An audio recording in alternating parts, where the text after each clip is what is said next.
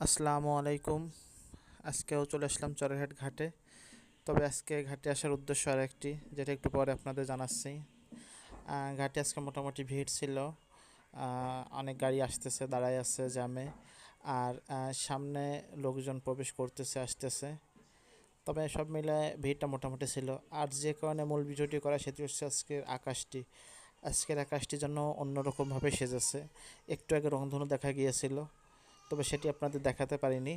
কিন্তু কিছুটা বোঝা যাচ্ছে আকাশে যেন একরকম একটা প্রকৃতির একটা সৌন্দর্য, একটা নিদর্শন রেখে গিয়েছে। এখনও দেখা যাচ্ছে রংধনুটি হালকাভাবে।